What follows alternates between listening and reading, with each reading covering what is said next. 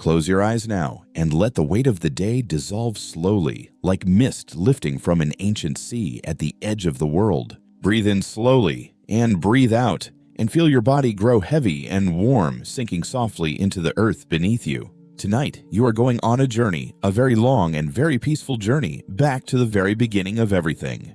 There is no hurry. There is nowhere else you need to be. There is only this story, and this breath, and this quiet. Let yourself drift now, deeper and deeper, as we travel together through the oldest stories ever told by human voices around the ancient fire. You are safe. You are held. You are drifting gently into a world of gods and dreams, where time moves like honey and sleep comes easily. Before anything existed, before even the first faint shimmer of light, there was only chaos. Not chaos as we think of it today, the tangled noise of a busy world, but something far older and far stiller than that.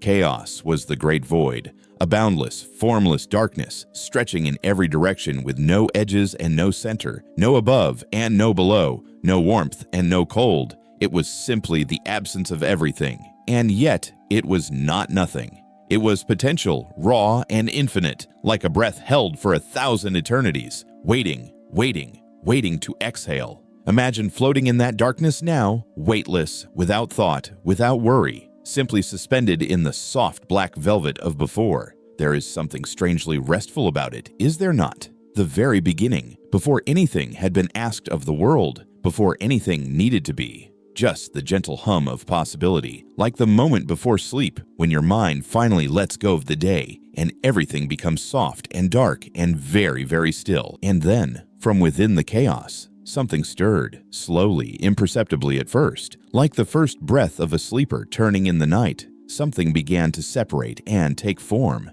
Gaia arose, the great earth, ancient and vast and patient. She rose not with noise or drama, but with the quiet inevitability of a continent emerging from the sea, slow, profound, permanent. She was the ground beneath everything, the mother of all that would ever be born, the soft solidity at the center of existence. And alongside her came Tartarus, the deep abyss below the earth, a place of unfathomable depth and shadow, far below even the roots of the mountains. And then, most gently of all, came Eros, the first force of connection and drawing together, the principle that would bind the world into relationship. Imagine lying on warm stone now, old stone that has been heated by 1,000 years of sunlight, solid and real beneath your back. That is Gaia, that steadiness, that warmth, that absolute reliability of the ground holding you. You do not need to hold yourself up. She holds you. She has always held you.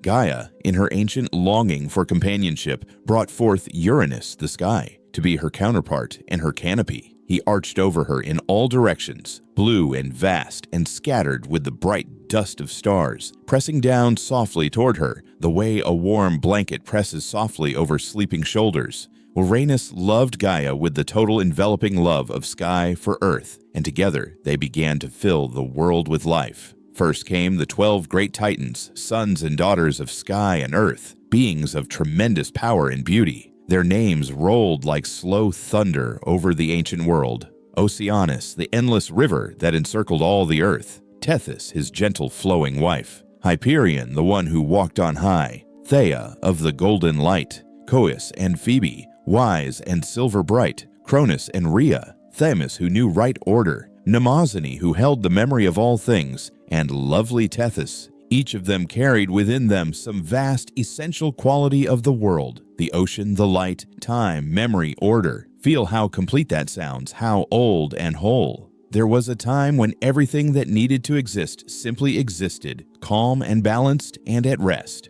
Among the Titans, one stood apart. Cronus, youngest of the 12. Who was also the most ambitious. The ancient stories tell us that Uranus, fearing his own children, would not allow them to emerge fully into the world. And Gaia, patient for a long time but not forever, finally asked her children if any among them would stand against their father. Only Cronus answered. With a great sickle of grey flint, gifted to him by his mother, Cronus wounded Uranus and separated sky from earth. And in that moment, the world cracked open into a new age. Where the drops of Uranus fell into the sea, they stirred the waters into white foam. And from that foam arose Aphrodite, the goddess of love and beauty, carried gently toward the shore on a shell, surrounded by the hush of waves. Try to imagine her arrival now. The sea at dawn, the sound of water moving over sand, the very first blush of rose-colored light on the horizon. She comes softly without announcement, the way beauty always arrives in the world, quietly, in a moment you almost miss. And even in a story of separation and change, she is the reminder that love rises from every disruption, that beauty is always being born. Cronus became the ruler of all the world, and he reigned through what the ancient Greeks remembered as the Golden Age, a time of perfect peace and gentle plenty. In those early days, human beings, the first people, lived without labor, without war, without sickness or sorrow. The earth provided everything they needed, as simply and naturally as a dream provides images. They gathered fruit from trees that bowed toward them, drank clear water from streams that sang as they ran, and slept in the open air beneath skies full of slow, warm stars. There was no need for fences or locks or walls. There was no hurrying. The seasons were gentle and even, and the years passed like long, contented sighs. Imagine living in that world now just for a moment. A warm afternoon with nothing requiring your attention, a soft breeze moving through leaves overhead, the distant sound of water, the smell of grass warm in the sun. You have everything you need. You are resting because resting is simply what you do, not because you are tired, not because you have earned it, but because rest is the natural condition of a peaceful world. That is the Golden Age. That is what the Greeks remembered in their oldest dreams. But Cronus had received a prophecy, the kind that gods and rulers always fear, that one day one of his own children would overthrow him, exactly as he had overthrown his own father. And so Cronus, driven by fear, did a terrible thing. Each time his wife Rhea bore a child, Cronus swallowed the infant whole, keeping his children safely inside himself, where they could do him no harm. One by one, Hestia, Demeter, Hera, Hades, and Poseidon disappeared into their father's vast interior, and Rhea grieved each time with a grief as deep as the sea. When the sixth child was coming, Rhea could bear it no longer.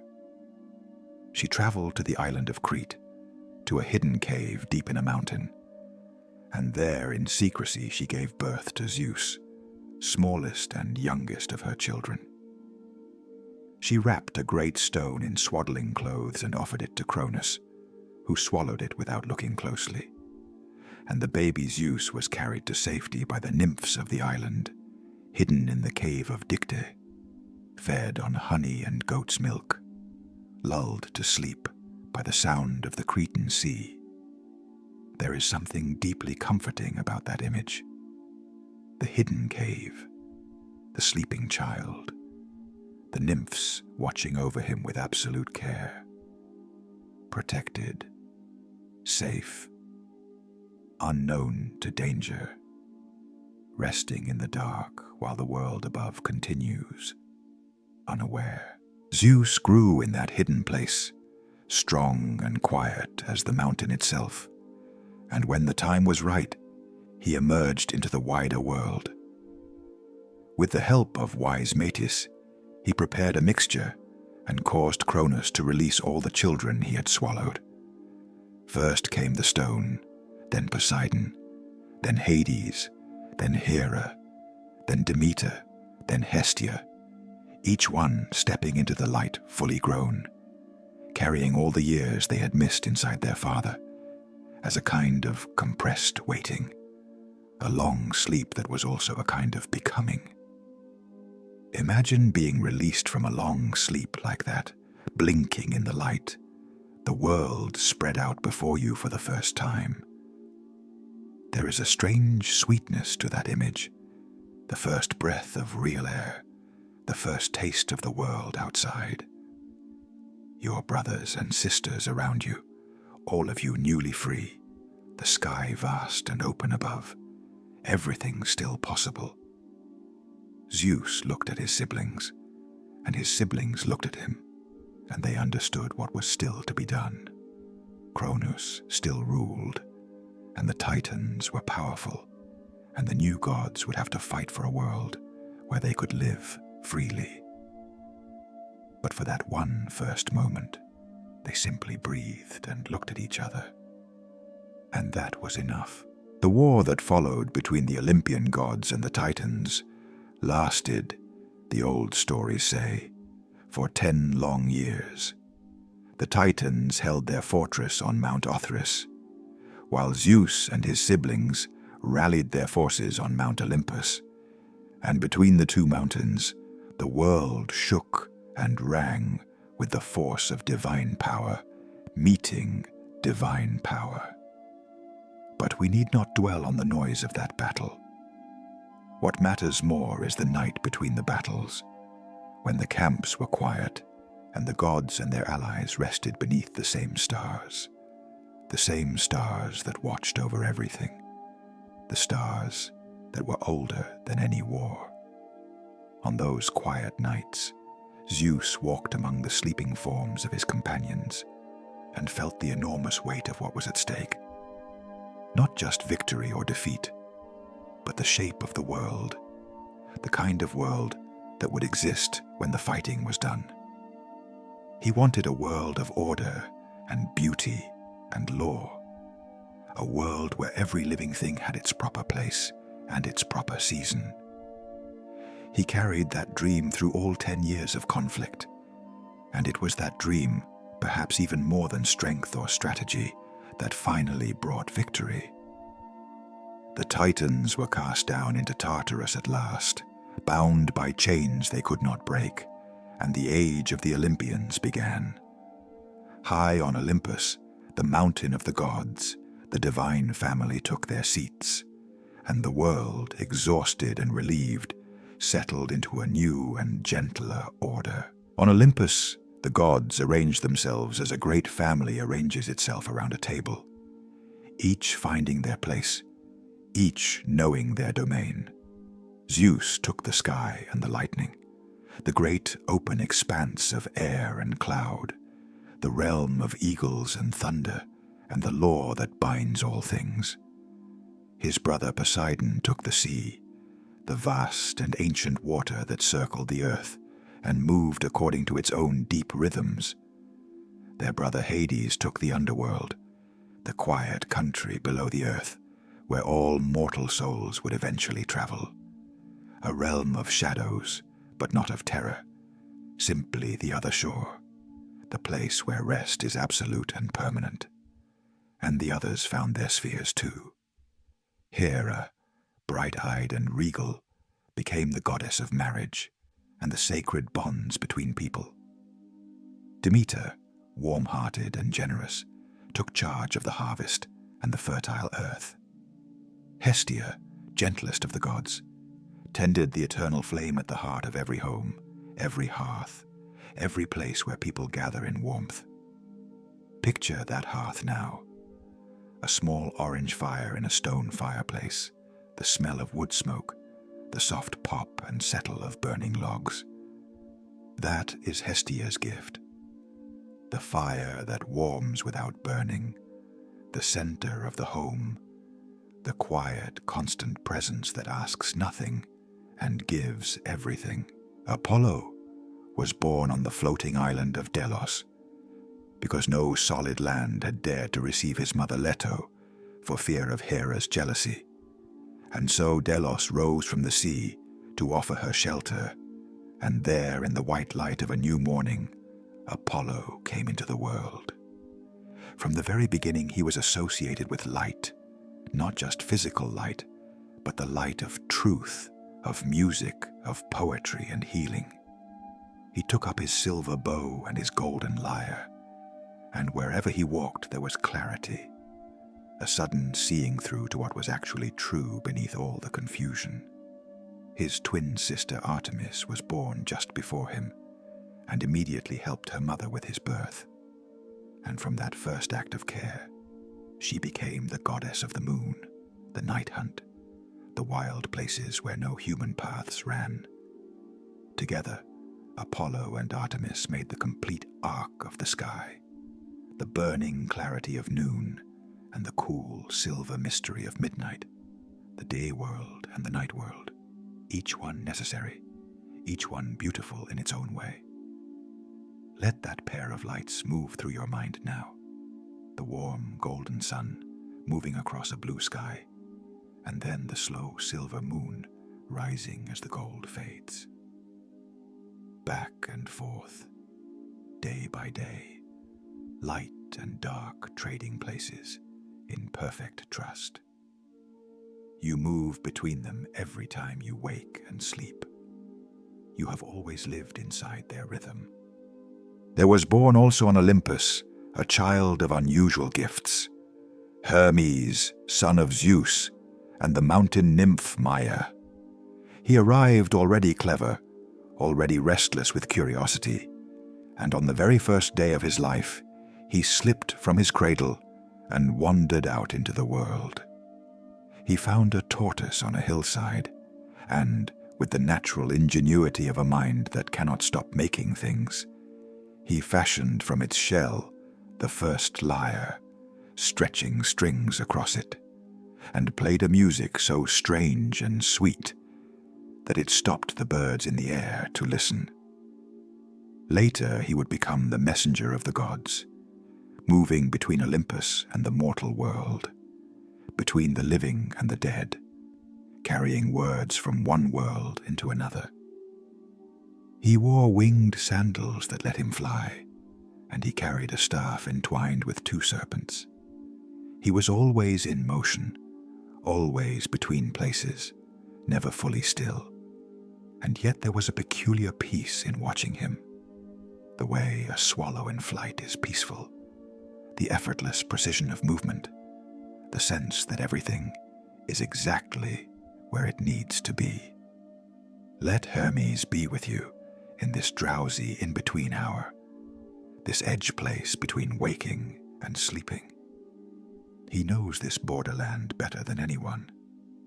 He travels it every day, carrying light messages from the waking world to the dreaming world, and he will carry you gently across. Athena came into being in a manner entirely her own, born fully formed from the mind of Zeus himself, emerging complete with her grey eyes open and her spear in her hand and already thinking. She was the goddess of wisdom, of strategy, of the arts of civilization, weaving and pottery, and the careful ordering of knowledge into something useful. But she was also, and this matters, the goddess of the olive tree, and her greatest gift to the city of Athens was not a weapon or a war, but a tree that gave oil for lamps, fruit for food, wood for building, and shade for resting. The Athenians chose her gift over Poseidon's salt spring because they understood, even in that ancient time, that what sustains life is more precious than what overwhelms it. Athena walked through the world with her owl on her shoulder, the small, spotted bird with enormous eyes that could see in total darkness, who turned its head completely around to look at what was behind. Wisdom, perhaps, is exactly that, the ability to see clearly in the dark, to look in all directions, to hold what is past and what is present in the same calm, unblinking gaze. Imagine her owl now, perched on an olive branch in the moonlight, feathers soft, eyes golden and still, watching, not judging, simply seeing. The night is very quiet around it. Everything is still. Now the gods were established on Olympus, and the world was ordered and beautiful, but the earth below the gods was strange and empty. There were creatures in it, the great beasts and the small ones, the birds and the fish and the insects. But there was no being who could stand upright and look at the sky and wonder about it. And so, the Titan Prometheus, one of those who had sided with Zeus in the Great War, took clay from the earth and water from the river, and shaped with his hands the first human beings, giving them a form that reflected the gods themselves. He breathed into them something of his own forging spirit, his own restless desire to make and know and understand, and they stood up and looked at the world around them with new eyes. Prometheus loved his creations with a deep and practical love. He taught them the arts of survival, how to read the sky, how to plant and harvest, how to build. He was a teacher and a craftsman, and he saw in human beings the capacity to become something extraordinary, if only they had the right tools. But the most essential tool of all, the one that would change everything, was not yet in their hands. The humans were cold and afraid of the dark. And Prometheus looked at the fire burning on Olympus and made a decision that would cost him everything. Prometheus climbed to Olympus, to the very chariot of Helios the sun, and he took from it a coal of sacred fire, hiding it inside a hollow fennel stalk, and carried it down to the earth. When he placed it in the hands of the first humans, everything changed. Fire meant warmth on cold nights, protection from predators, the ability to cook food and smelt metal, and fire pottery and gather together in the dark without fear. Fire was civilization's first and most essential gift. Imagine the scene: a hillside in ancient darkness, a small group of early humans huddled together, cold and uncertain, and then the arrival of light, the first fire in human hands, the faces around it softening in the glow, the hands reaching toward the warmth, the darkness held back in a circle, and beyond the circle the vast, gentle dark of the night, pressing softly inward, but no longer frightening because there is this small and steady flame. Every fireplace, every candle, every lamp lit against the dark is a descendant of that first fire, and there is in every flame a kind of memory, the memory of Prometheus walking down from Olympus with a burning coal hidden in a stalk of fennel, carrying light toward the dark, carrying warmth toward the cold, carrying possibility toward a world that did not yet know what it might become. Zeus was angry at what Prometheus had done, for he had not given permission, and divine fire was not a gift to be taken without asking. And so, Zeus ordered Prometheus bound to a rock at the edge of the world, there on the slopes of the Caucasus Mountains, where the wind blew in from the east and the sea gleamed far below. He was bound with chains that even a Titan could not break. Every day an eagle came, great and silent as the mountains themselves, and every night the wound healed, and every morning the eagle returned, and this pattern continued for ages, beyond counting. But the story of Prometheus does not end in despair, because Prometheus, bound and solitary and patient, did not regret what he had done. He had given humanity fire, and the fire still burned. He could see from his high rock the fires of the human villages scattered across the dark earth below, little points of orange and gold in the vast dark like fallen stars. And he knew that whatever happened to him, that warmth, that light, that possibility, could not be taken away. There is something unexpectedly peaceful about that image. The great Titan on his mountain, the world spread out below him, the fires of humanity burning through the night. he rests as much as he is able to rest, in the knowledge that what mattered has already been done. There was another story born from this anger of Zeus, and this one concerns a jar, or as the older translations have it, a box, that became one of the most famous vessels in all of mythology. Zeus ordered the gods to create a woman, the first woman, and each of them gave her a gift. Aphrodite gave her beauty, Apollo gave her musical skill, Hermes gave her eloquence, Athena gave her craft. She was called Pandora, meaning the all-gifted, for she had received gifts from all the gods. She was given in marriage to Epimetheus, the brother of Prometheus, and with her she brought a great sealed jar that she had been told never to open. But curiosity is perhaps the most human of all qualities, and Pandora, who was wonderfully human, could not leave the jar alone forever. One day she lifted the lid, just slightly, just enough to look inside, and out of that jar flew all the sorrows and troubles and pains that now move through the world. Illness, grief, old age, anger, envy, war. They scattered into the air and were gone before Pandora could stop them, and she slammed the lid back down, but too late, almost too late. Almost, because at the very bottom of the jar, she found one last thing still there. She opened the lid again carefully, and it rose from the jar and drifted into the world.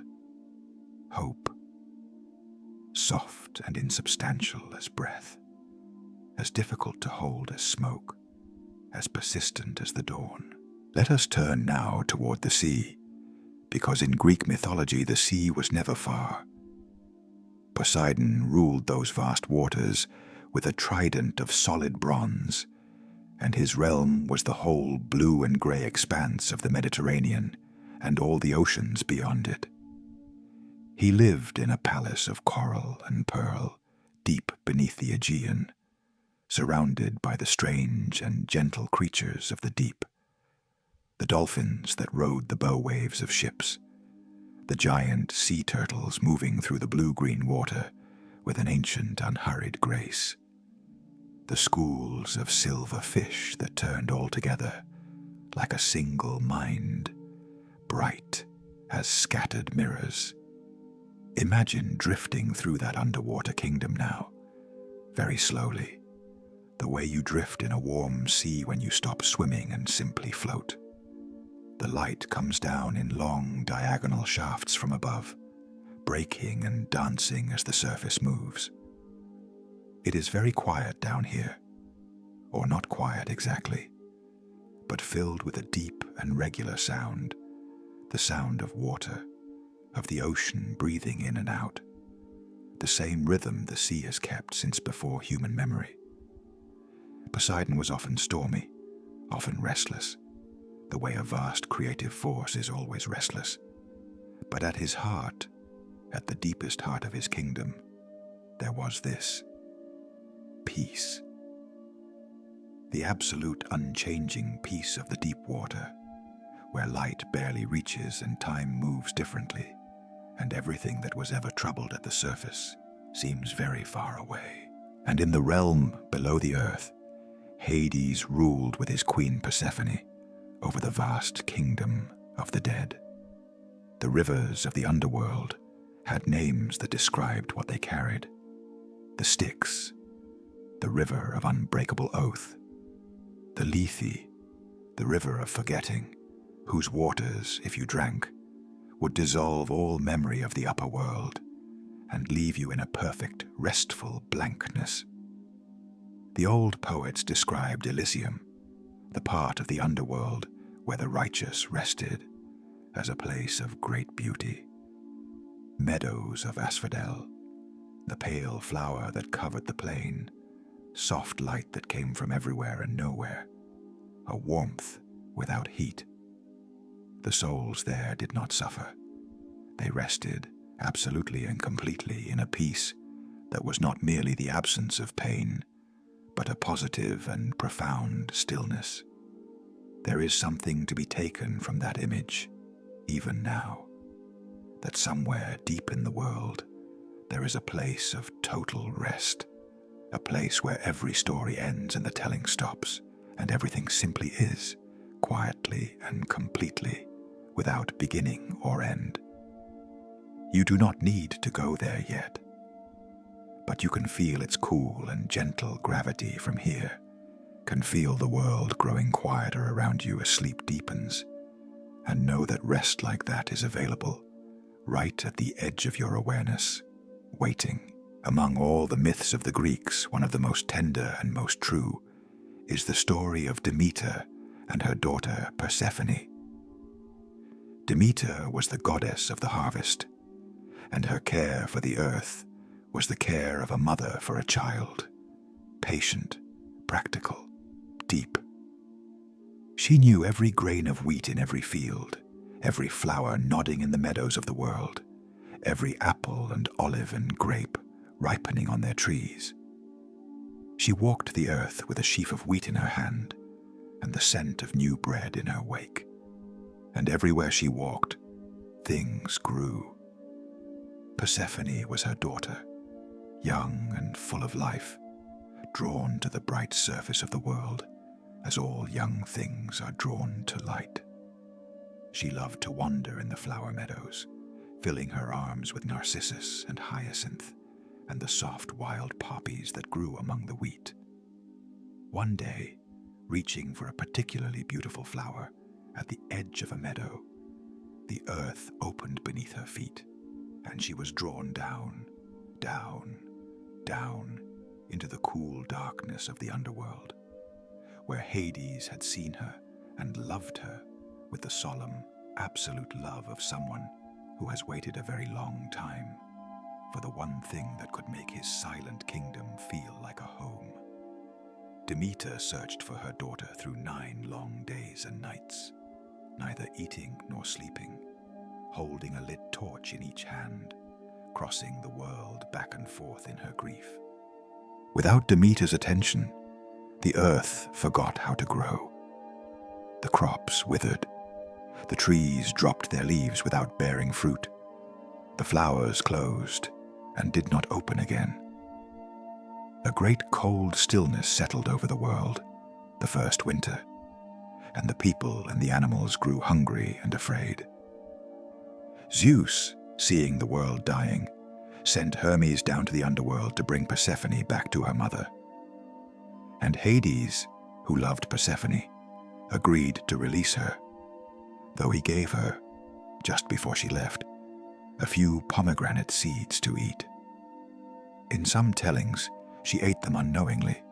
In others, she chose to eat them, knowing what they meant, that she had tasted the food of the underworld and would always belong partly to it. And so, the compromise was made.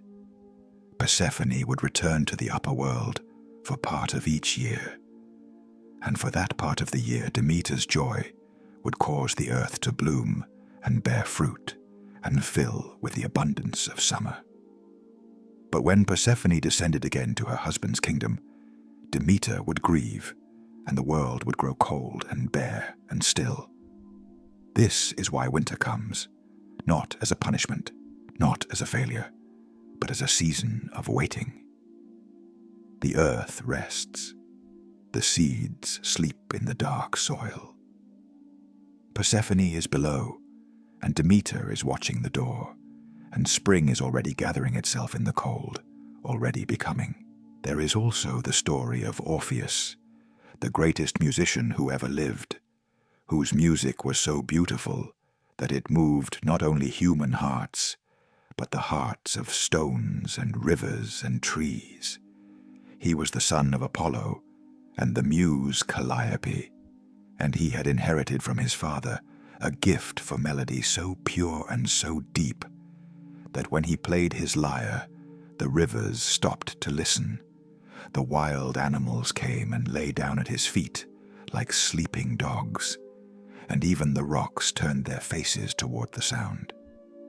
He loved a young woman named Eurydice, with a love as complete as a song, and when she died, bitten by a serpent in the meadow on their wedding day.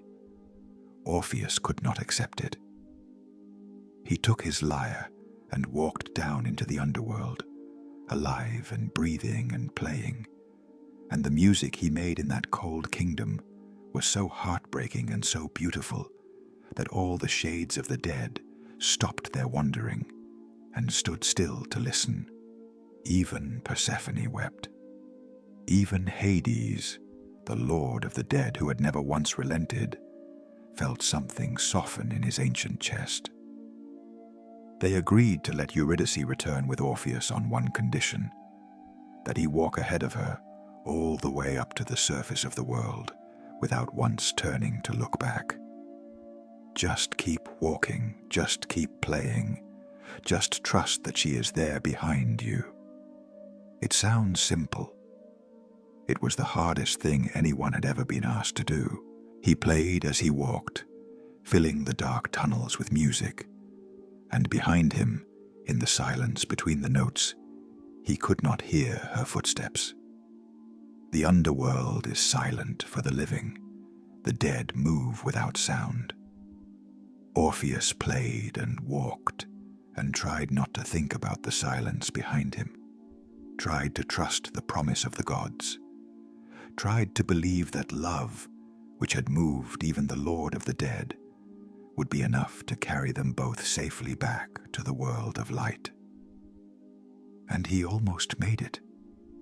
He walked the entire length of the underworld, all the way up through the spiraling passages, past the rivers and the meadows and the gates, up and up toward the distant disk of light that was the surface of the world. He was almost there. The light was on his face. And then, in the very last moment, in the last few steps before they would have emerged into sunlight and air and the living world, he turned. Nobody knows exactly why. The old poets offer different reasons: doubt or love, or the unbearable need to see her face just once. He turned, and in the turning he lost her, and she slipped back into the deep dark forever, calling his name once, softly, before the silence took her. He stood in the sudden daylight, alone, with his lyre in his hands and the last echo of her voice in his ears. And he understood then that some things cannot be held on to, only loved and let go. Let the story of Orpheus rest there for a moment, in that quiet between loss and acceptance. There is something in that story that speaks to something very deep in us. The impossibility of letting go, the human need to turn back and look, and also, beneath the grief, the extraordinary fact that love moved the king of the underworld. Love created music that stopped rivers and softened stones. Whatever the ending, that is remarkable. And now let us travel to the place where Perseus was born, a young man whose story is a gentler adventure, a journey through wonder rather than darkness. Perseus was the son of Zeus and a mortal woman named Danae, who had been locked in a tower by her father Acrisius, king of Argos, because a prophecy had told him that his grandson would one day cause his death. But prophecies have a way of being unstoppable, and Zeus, drawn by Danae's beauty and loneliness, came to her as a shower of golden rain, falling through the slats of her tower in threads of warm gold light. And Perseus was born. Danae loved her son with the fierce, encompassing love that sometimes develops in very difficult circumstances.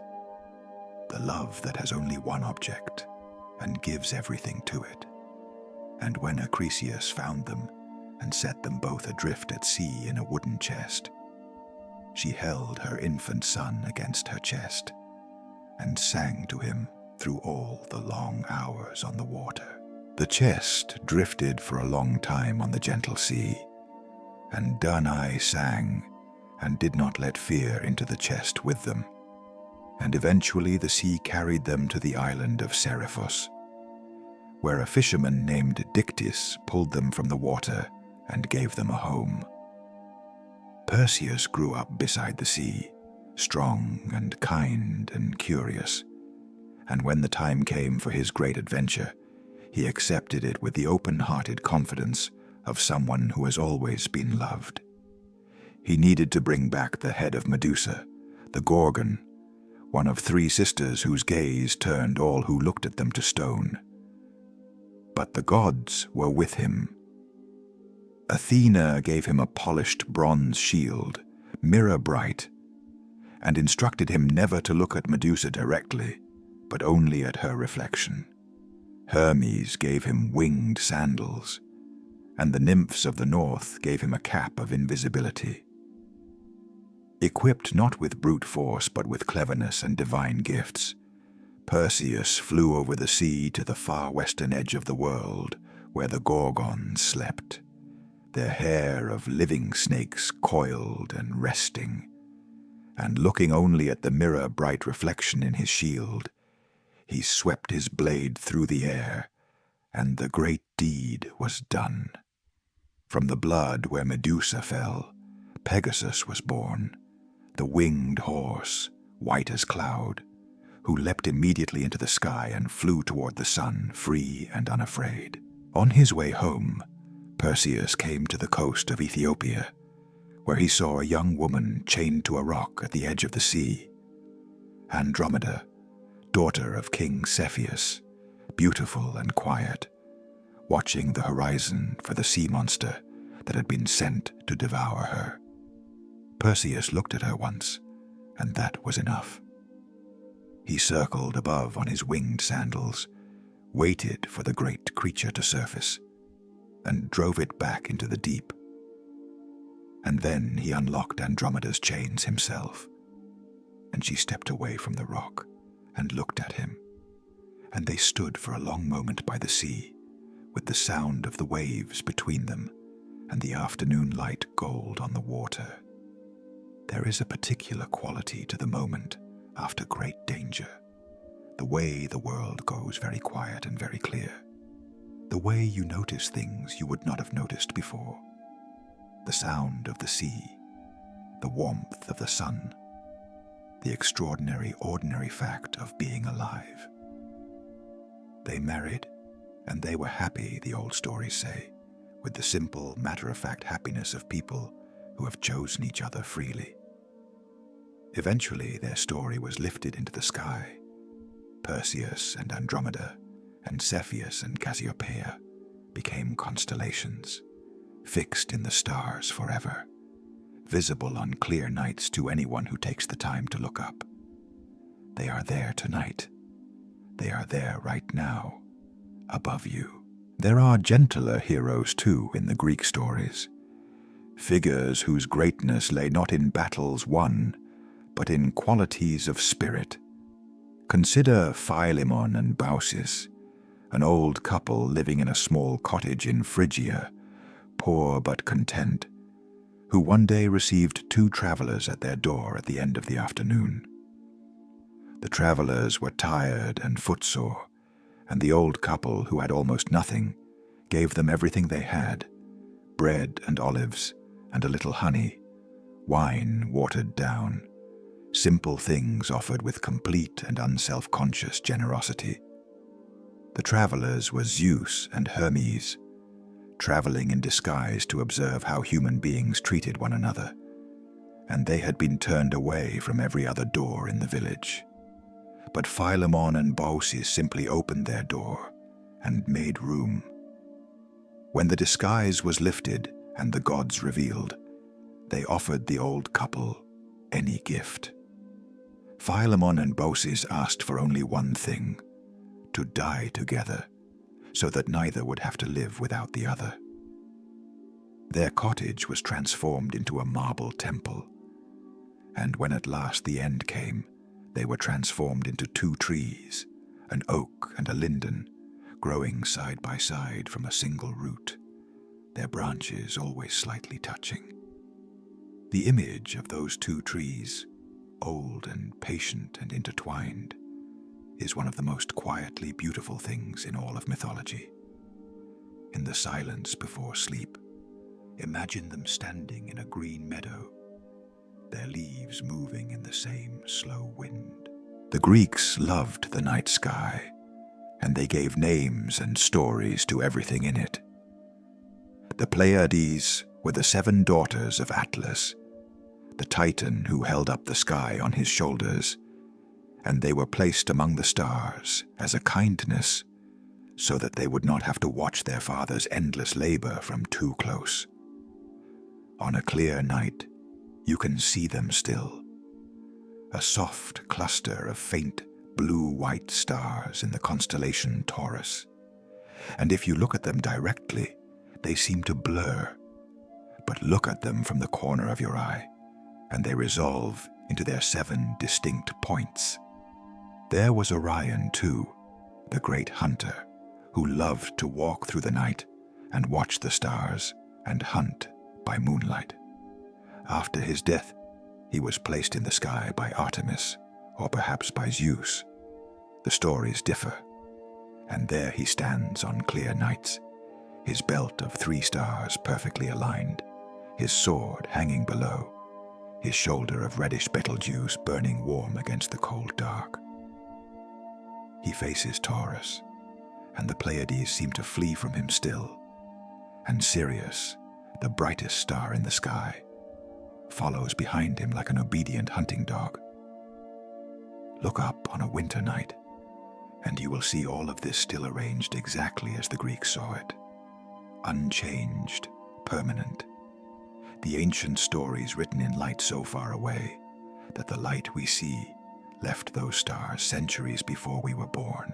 There was a young man named Narcissus, beautiful beyond comparison, who walked through the world surrounded by admirers, but unable to receive their love, unable to connect with anything outside himself. One day, exhausted and thirsty from the hunt, he knelt beside a still pool in the forest and looked into the water. And he saw a face looking back at him, a face of extraordinary beauty, and he fell in love with it instantly and completely. He did not understand that he was looking at his own reflection. He reached toward the face, and it rippled and disappeared, and he waited, heartbroken, until the water stilled again and the face returned. He could not leave. He stayed beside the pool, looking, reaching, waiting, and eventually he faded there, and where his body had been, a flower grew. The narcissus, with its white petals and golden center, always growing near water, always seeming to lean toward its own reflection. The story is usually told as a moral tale about vanity, but there's another reading too. It is about the pain of not being able to truly see yourself, the tragedy of spending a life reaching towards something that turns out to be only your own face, never quite knowing what you are looking at. The narcissus grows in spring, in the cool, damp places near streams, and it is one of the first flowers to appear after winter, delicate and white and slightly luminous in the gray March light. Echo was a mountain nymph who loved the sound of her own voice, as all storytellers do, and she was cursed by Hera to only ever repeat the last words spoken to her, never the first. She was the last word of every conversation, the end without the beginning, the answer without the question. When she loved Narcissus and tried to call to him from the trees, she could only say back what he had said, and he did not understand, and he moved away, and she faded into the rocks and the air until only her voice remained, the echo that answers from every cliff, every valley, every cave, where sound bounces and returns. On quiet evenings in mountain places, you can still hear her, the last syllable of every sound, coming back softer, coming back changed, as if distance and stone have given it a different quality, something between a whisper and a breath. Travelers in the mountains sometimes call out just to hear the answer, and Echo replies faithfully, every time, the last 3 syllables of whatever they have said, and then silence, and then only the wind.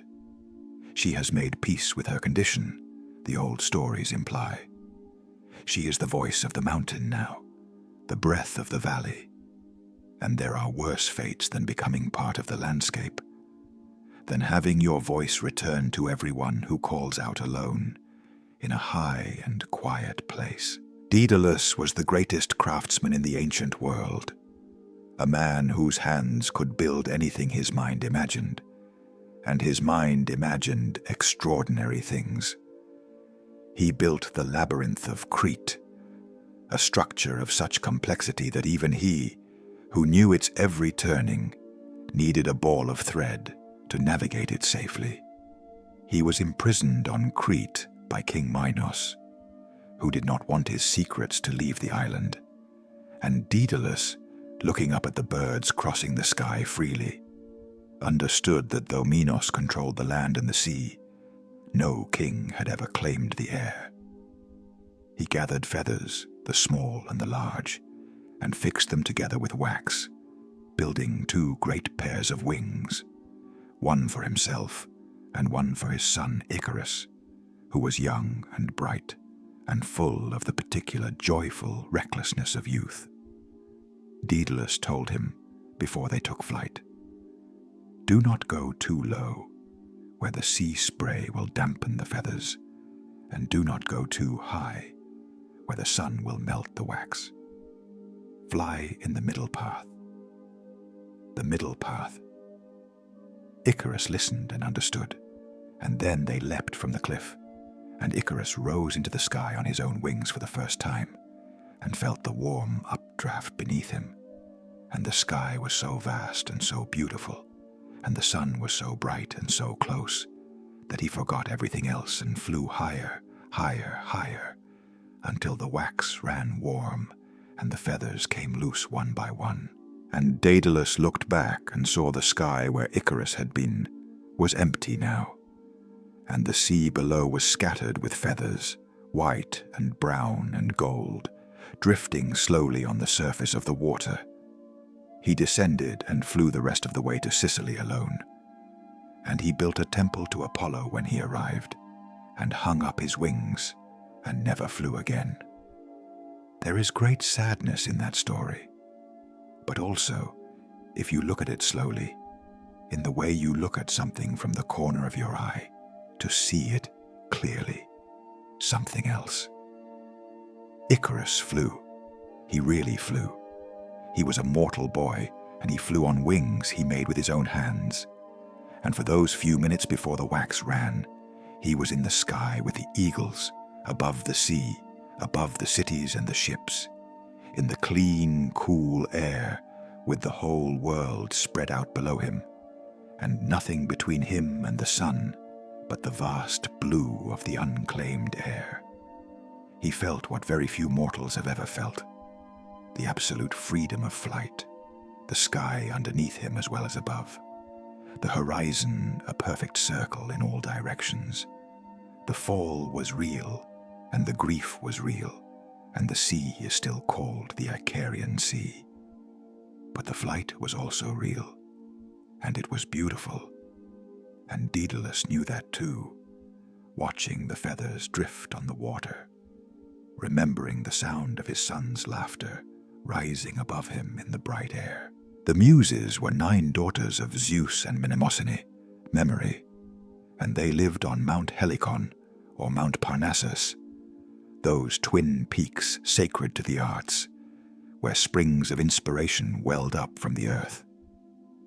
Each muse presided over a different form of creative expression: Calliope over epic poetry, Clio over history, Erato over love poetry, Euterpe over music and lyric poetry, Melpomene over tragedy, Polyhymnia over hymns, Terpsichore over dance, Thalia over comedy and pastoral poetry, Urania over astronomy. When a poet or a musician or an artist needed inspiration, they called upon the muses, invoking them at the beginning of their work. Sing in me, muse, and through me tell the story.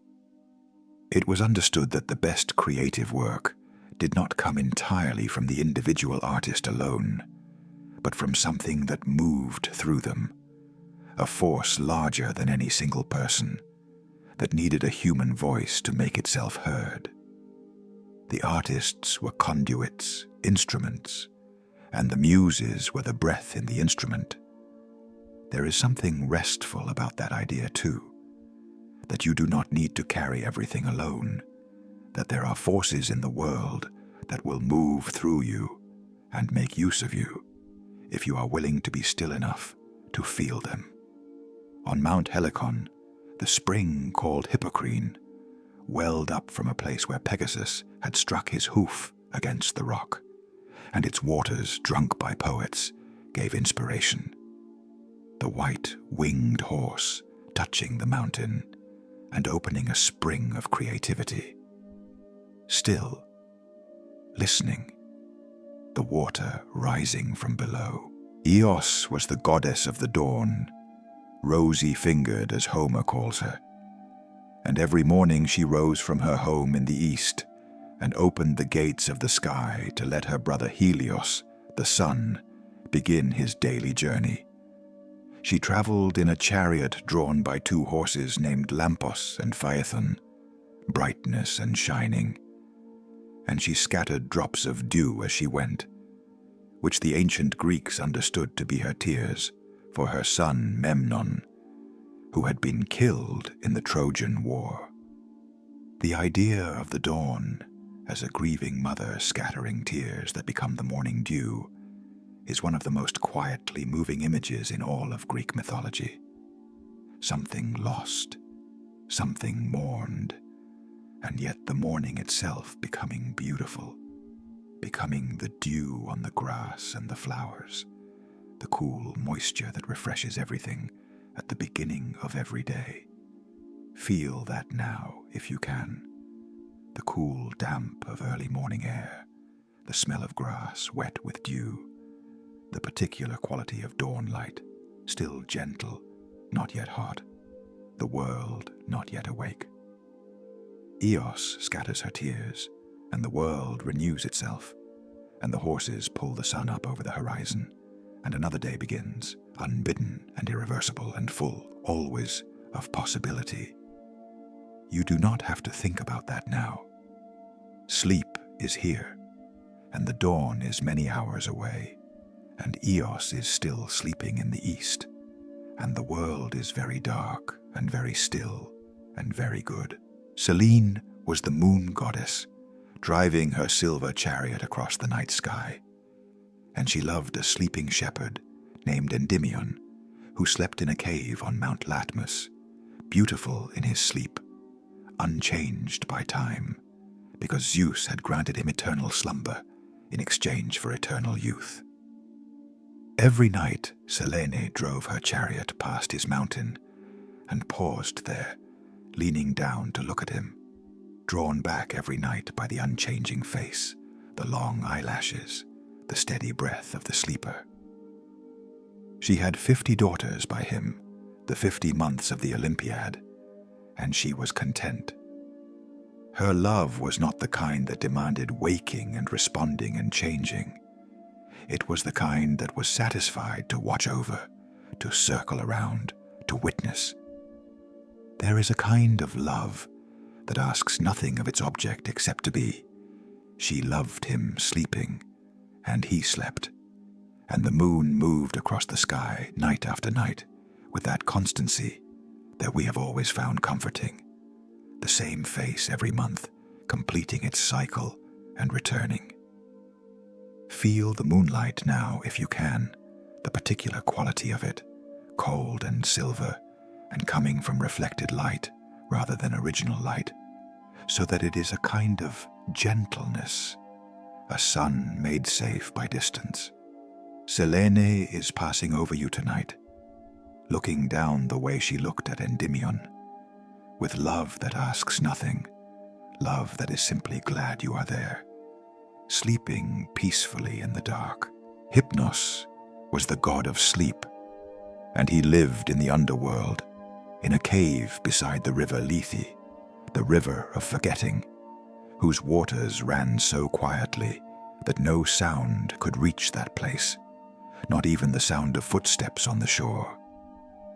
At the entrance to his cave, poppies and other sleep-inducing plants grew in abundance, filling the cool air with a gentle, drowsy fragrance. Hypnos himself was young and quiet, usually shown with wings at his temples, and a branch dripping with the water of Lethe, which he touched to the eyes of those he wanted to sleep. He was the twin of Thanatos, death. But where his brother was solemn and final, Hypnos was gentle and temporary, the little brother, the one who brought a mercy that would always end in the morning. The old poets said that Hypnos and Thanatos together carried the body of the slain hero Sarpedon back to his homeland, carrying him through the night sky, one on each side, careful and tender, the way two people carry something precious between them. Hypnos is very close to you right now. You can feel him, if you pay attention, in the heaviness of your eyelids, the warmth of your limbs, the way your thoughts are beginning to blur at their edges like watercolors in rain. He is not asking anything of you. He is only leaning close and offering what he always offers, the soft and gentle mercy of sleep, the cave beside the river, the quiet that is deeper than quiet, the peace that is older than thought. And Morpheus was the god of dreams, son of Hypnos, who could take any human form and appear to sleepers in their dreams, delivering messages from the gods, or simply moving through the dreaming mind like water through sand, taking the shape of whatever the dreamer most needed to see. He lived in the house of his father, in a cave of dreams beside the cave of sleep, and through two gates the dreams of mortals passed, one gate of ivory, from which false dreams emerged, the dreams that mislead and confuse, and one gate of polished horn, from which the true dreams came, the ones that carried real meaning, real guidance, real glimpses of what the waking mind could not quite reach. The Greeks took their dreams very seriously. They built temples of sleep, incubation temples, where the sick would come and sleep in the presence of the god, and the god would appear in their dreams and tell them what they needed to know. In the morning, the priests would interpret the dreams and offer guidance, and many people went away healed, or at least more clear about what they needed. There is an ancient wisdom in that practice, the understanding that the sleeping mind has access to something the waking mind does not, that in the deep dark of sleep the gates of horn sometimes open, and something true comes through, something useful and real and worth remembering in the morning. Trust your dreams tonight. Whatever comes through the gate of horn is for you. Let it in. You are safe. You are held. Sleep is wrapping itself around you now, and the night is very long and very kind. As you drift now, deeper and deeper, let the whole of Greek mythology settle around you, like a great warm sea. Think of all those stories, all those figures, Gaia rising from the void with the patient permanence of the earth itself, Zeus in his eagle form circling above the highest peaks, Poseidon driving his chariot of white horses through the deep, Demeter walking through the wheat with a lantern, looking for her daughter, Persephone in the underworld, tending her garden of asphodel, waiting for spring, Apollo playing his lyre in the morning light, each note a clean, bright shaft of clarity, Artemis running through the dark forest with her silver bow, fleet and free, and asking nothing of anyone. Athena thinking, always thinking, turning the world over in her grey and luminous mind. Hermes laughing as he flies between the worlds with messages in his hands. Hephaestus at his forge deep in the volcanic mountain, making beautiful things from fire and metal, hammering the raw into the shaped, the chaotic into the ordered, the formless into the formed. All of them together make up something vast and complete, a map of the inner world, a cast of characters who are also aspects of every human soul. You carry all of them inside you, the courage of Perseus, the music of Orpheus, the love of Demeter, the wisdom of Athena, the fire of Prometheus, still burning in everything you have ever made or tried to make. All of this is yours. It has always been yours. Sleep now. The stars are watching. Selene passes overhead. Hypnos leans close. The world the Greeks imagined was a world alive with meaning, where every river had a name and a face, every mountain was sacred, every spring was inhabited by a nymph who was that spring's living spirit. The naiads lived in rivers and streams and lakes, young and laughing, their hair the color of the water they inhabited, their voices the sound of water over stone. The dryads lived in trees, so closely bound to their particular oak or ash or elm, that if the tree died, the dryad died with it, and those who cut old trees listened sometimes afterward for a sound like weeping from the fallen wood. The Nereids were 50 daughters of the sea god Nereus, beautiful and kind, who helped sailors in distress and rode on dolphins through the waves. The Oreads were the nymphs of the mountains, dwelling in caves and on high rocky places, companions of Artemis on her hunts. Imagine the world of Greece as they imagined it. Every rock a potential story, every forest a potential conversation. The world not silent, but full of presences, all of them woven together in a great living web of relationship. The river greeting the sea, the mountain watching the plain, the olive tree in the courtyard of a farmhouse, knowing the history of that family going back 5 generations, bearing fruit for them year after year, season after season, patient and generous, and rooted to the particular place where it grew. The river Styx wound 9 times around the underworld, and by its black waters even the gods swore their most unbreakable oaths. To swear by the Styx was to make a commitment that not even Zeus could break without consequence, for if a god swore falsely by the Styx, they would be deprived of nectar and ambrosia for a great year, and forced to lie silent for 9 years more. The river was tended by the old ferryman Charon, grey and silent, who collected a coin from the dead before he would carry them across. An obol placed on the tongue or over the eye of the deceased, the last gift of the living to the dead. Without that coin, the soul would wander the near shore for 100 years, never crossing, never reaching the quiet of the fields below. And so, the Greeks ensured that their dead were properly sent off, properly equipped for the crossing, properly honored. The coin was small. The gesture it represented was enormous. It was the living saying to the dead, "We see you. You are not forgotten. We are taking care of you, even now, even here, even past the boundary of everything we know."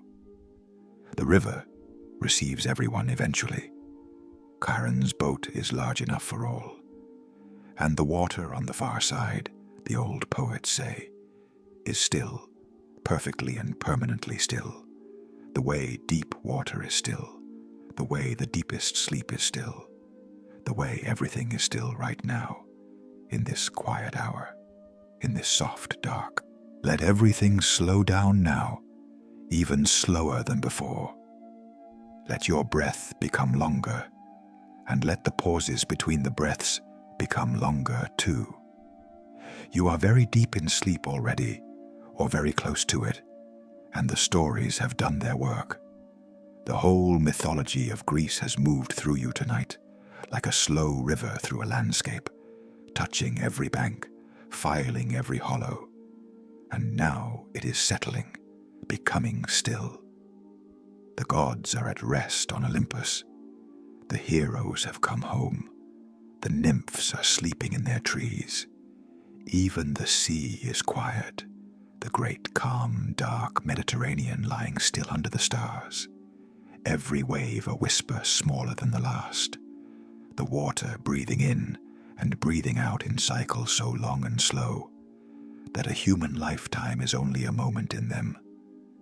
You are part of all of this. You have always been part of all of this.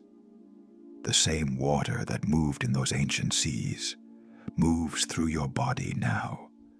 The same starlight that fell on the marble steps of those temples falls on you tonight. Time is very long, and you are held inside it, safe and small and part of everything. Let the last of your waking thoughts drift down, like leaves on still water, like feathers on the Icarian Sea, like dew falling from the fingers of Eos in the last quiet hours before dawn. There is nothing more needed of you tonight, only rest, only sleep, only the long, slow, healing darkness, gentle as Hypnos, soft as the cave beside the Lethe, deep as the bottom of the sea. Let go now, let everything go. You are already drifting, you are already gone. The stars are watching. The night is long. Sleep well.